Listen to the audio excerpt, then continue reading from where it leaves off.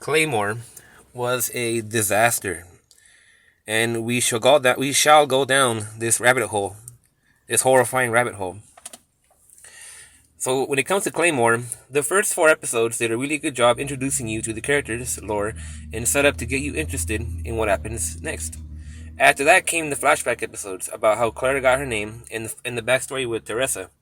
I would say Teresa is my favorite character. I like her bravery and honor, as well as how she rebels against the organization and tried to start anew with Crybaby Rocky. It is a Madhouse production, so it has great artwork. It has okay character design, but the fighting animations are horrific. They're terrible. The fighting in this anime is bland, uninteresting, and boring. And when it picks up and the fightings get faster, they can't even animate proper sword fighting. The swords literally turn into like blurry, sparkly motions, like early Dragon Ball Super. It's bad and embarrassing that they put no effort into animating the fights properly. One of my favorite things about it was the music. So the music was consistently good throughout, but this anime was so forgetful, I just didn't even bother to look it up because this review that I wrote was a year ago. I'm not going to rewatch this. I already had to force myself to watch this the first time. But the music, I think, is the only thing that salvages this.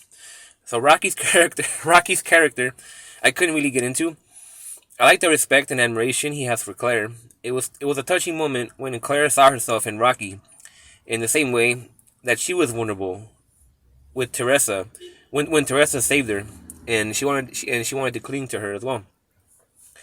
By the end of the anime, Rocky's character didn't really go anywhere besides crying and being weak. Yeah, Rocky was just a pointless, irrelevant character with no kind of proper development, and I just did not like that character at all. He stopped Claire from killing Priscilla when Priscilla absolutely deserved to die. Maybe he got attached to Priscilla when they met, but it was weird. She would just cling to Rocky without saying anything besides he smells good. Some of the characters were a bit too. Yeah, this is one of those edgy animes. There's a lot of edgy and cringy dialogue in this anime. Number 4, who turned into an Awaken at the end, seemed a bit obnoxious, and I wanted to punch the smug guy with the shades and hat. The ranking system was alright. It just reminds me of Shonen is like Bleach. The fighting between the monsters and Claymores got stale at the end. It doesn't go beyond just Yuma slashing and Claymore's cutting. After a while, it becomes predictable and uninteresting. A big weakness was the later half of the show, which was a complete train wreck. Apparently, the manga was ongoing at the same time of the anime, but the anime got ahead of the manga, and so they ran out of source material in the second half. And Madhouse tried to make up their own script, but it didn't work. They didn't put effort into it. Another downfall was the ending. Besides Jean's sacrifice to help Claire turn back to normal, nothing really happens, and it all seems to set up as a cliffhanger for a second season that is never going to happen. The final fight was disappointing and didn't make much sense, like Claire's last fights. She fights, loses, gets Teresa flashbacks, and then her legs turn Super Saiyan, and she gets random out of nowhere power-ups and wins. The final fight with Priscilla was supposed to be epic because Priscilla is supposed to be this overpowered awakened Yoma with a second form that one-shotted Teresa in the flashback episode, which made no sense at all. But Claire gets another Teresa flashback and beats her like nothing. It was really anticlimactic. Yeah, so Claire, she's weak, but when she gets flashbacks, the flashbacks give her power-ups, which to me doesn't make any sense at all.